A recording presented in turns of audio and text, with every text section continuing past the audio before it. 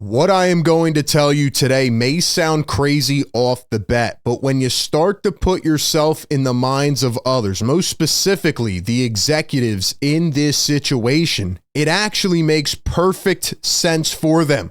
So today we will break down why Daryl Morey and the Sixers might go star hunting again this offseason. The question is, how would it look? We'll talk about all that and more, but welcome in to Philly Take with RB.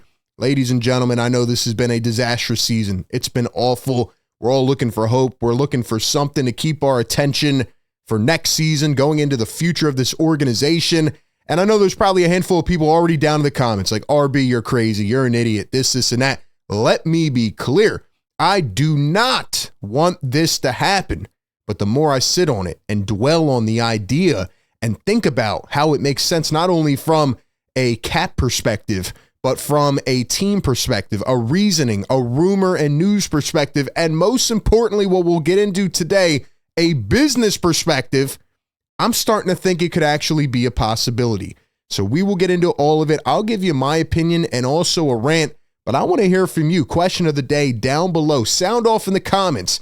Should the Sixers at all, in any way, shape, or form, entertain a Kevin Durant trade this summer? Give me your thoughts, and before I get into mine, I got to let you know this one's brought to you by Mando Deodorant. Now, the Sixers stunk up the joint all season long. They smelled really, really bad. They reeked, but you do not have to, because with Mando, you are going to get a deodorant that will block odor all day. It is proven to control odor better than a shower with soap alone. It is by far the best deodorant that I've ever used. My personal two favorites are the Mount Fuji and also the bourbon leather. Oh yeah, that's right. Not only a whole body deodorant for the pits, the package, the feet, anywhere else, but you have the spray deodorant for on the go. You have the invisible cream deodorant. They have so many cool products. This was designed by a doctor who saw how body odor was being misdiagnosed and created this beautiful set of products. They are currently America's #1 whole body deodorant formula. You need to check them out. For someone like myself who sweats a lot, this is perfect for me, and it could be the solution for you. The Mando starter pack comes with a solid stick deodorant. It comes with a cream tube deodorant, 2 free products like a mini body wash and deodorant wipes, and free shipping. Right now, new customers can get $5 off of the starter pack by using my code PhillyTake5. So go to shopmando.com, use the code PhillyTake5 at shopmando.com. Support them. Let them know that RB sent you. And most importantly, do not smell as bad as the 76ers do. All right, ladies and gentlemen, let's talk about Kevin Durant, because I have said this now for what, a year, 2 years, 3 years, 4 years? I don't know. Go back on my Twitter and search it up. I've been on the record saying that it feels like at some point Kevin Durant could join the Philadelphia 76ers. And the other day, the Suns go out, they fire coach Mike Budenholzer. And let's be honest, it wasn't his fault. The roster was put together poorly, terrible construction.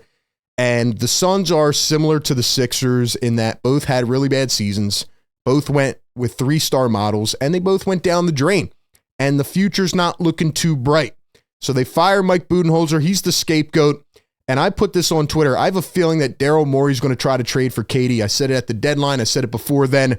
Why do I think this stuff? I don't make it up out of thin air. I go back to a prior instance of just last year where after Joel Embiid got hurt, Daryl Morey reached out to the Lakers. He tried to poach LeBron James, and then he reached out to the Phoenix Suns and tried to trade for KD, Devin Booker, and Bradley Beal.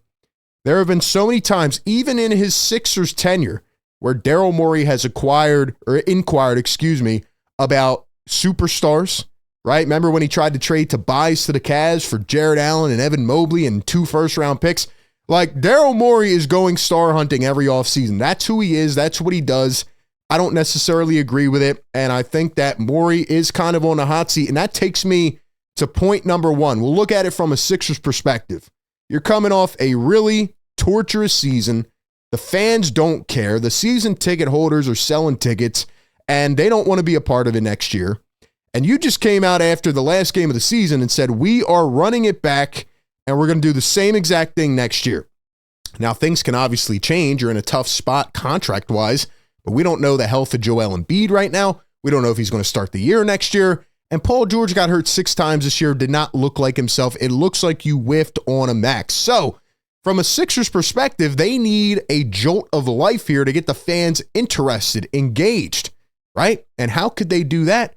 By going out and acquiring a big name superstar, just like they did last offseason with Paul George by signing him to a max. Daryl Morey is fascinated with superstars. And I think with the Sixers, you look at their roster, KD is obviously an upgrade over Paul George. KD could man the floor if you don't think Maxi's ready to do it. If Joel's not ready from day one. KD had that moment with Joel a couple years ago when he was on the Nets, right? And they've been buddy-buddy ever since. It just feels like Kevin Durant would be on the radar of Daryl Morey, and it would bring a better player, even though he's a little bit older, who could probably do a better job of what we expected Paul George to do, or even do more. On the other hand, we look at the Phoenix Suns, okay? And this came out from Shams. KD has played his last game with the Suns. He'll be on a new team this summer. They already tried to trade him at the deadline. Hasn't worked out good. They had 3 guys that didn't fit well together. And the Suns privately admitted, according to Brian Windhorst, that they made a mistake not involving KD earlier in the trade process at the deadline. They've already talked about the teams that they want to send him to and that he could go to, etc. But let's look at it from a Suns perspective, right? Matt Ishbia buys the Suns. He becomes their owner. He runs basketball operations. And what does he do? At the time of the new CBA being implemented, every team said, okay, now we have to pivot. We're going to go with 2 stars and fill out the rest of the roster with mid-tier guys and hidden gems. Matt Ishbia said, nope, I'm going traditional. I'm staying the course. We're going 3 stars and we'll fill out the rest. We'll figure it out later. That bit them in the butt. Just the same way the Sixers got hit with it this year. When you have injuries, there's nothing you can do. And you have old injury-prone superstars. And now Matt Ishbia, who bought the Suns, is also in a similar situation because he realizes, okay, the fans are pissed off. They're not interested. The season ticket holders are probably giving up their tickets. We need a way to inject life into this fan base. And just like Daryl Morey, Matt Ishbia, the Suns owner, is just manifesting superstars all over the place. Like, this guy is just infected with the superstar disease. Like, they just love them. They're fascinated. They went out and they traded for Kevin Durant right away. They traded for Bradley Beal and gave him the worst contract in the league and gave up the whole damn farm system and gave up all the damn draft capital. So it actually makes sense when you think about both of these GM/owners and where they want to be at. You think Matt Ishbia wants to go into a rebuild and lose money for the next several years, right? And nobody's going to care? No. You also have to take this into account from a business perspective, which people fail to realize. You know, Josh Harris and Matt Ishbia don't want to lose money for the next several years. They already tried their big splash here and it didn't work. So now they're going to try to retool. You look at the Suns, they still have Devin Booker. And if we look at their cap situation, I mean, Bradley Beal has a no trade clause. So he's under contract for pretty much the next 2 seasons. And Kevin Durant already wants a trade. And you're trying to build around Devin Booker, who's now in his prime, who's 28 years old. And you can't really just, you know, unless you want to build, rebuild and blow everything up, you can't just get rid of these guys. You know, these contracts, this is what it does to prevent you from trying to build those 3-star teams. And then when I go look at the 76ers, Joel Embiid, Paul George, and Tyrese Maxey, like, that's the cream of the crop right there. Joel is in purgatory with injuries right now, and, you know, Paul George did not look good at all. So why would the Suns do this? Number one, and I put a mock trade here. Obviously, this is not finalized or anything. I think the Sixers may even have to include more draft capital. But Paul George and KD make around the same amount of money. I threw in some draft picks for the Phoenix Suns and some pick swaps. And that is really the main reason why the Suns would do this. They would get some draft capital. I read an entire article and tried to understand the Suns draft capital situation. It's so confusing. But pretty much here's what you need to know. And shout out to Kellen Olson for breaking this down. They don't own any of the rights to their first round picks until 2031. That is how bad of a situation they are in. For the next 6 years, they're relying on, you know, they send a pick here, they get the lesser of these 3 teams' picks and all this. And, you know, they just traded every damn pick. And some of these years, they don't even own their picks. And like I said, they're relying on other teams to try to get in the lottery. And in 26 and 27, they are in a terrible situation. Not only is the 3-star core that they have now not performing up to par, but they have no draft picks to try to complement what they need to do. Also, Matt Ishbia loves superstars, wants to keep the fan base engaged, and Paul George is another big-name superstar. Now, he may not see what us Sixer fans see, and the Phoenix Suns need draft capital, so I do feel that if Daryl Morey calls their phones, that this could be a realistic scenario.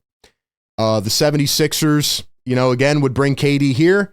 The reason I don't think it would work is because Kevin Durant is going to be 37 years old. The Sixers don't have any injury luck, and knowing the Sixers, KD will probably get hurt in the first month of the season, and he'll be out the rest of the year. And maybe he'll get mad or something. I don't know.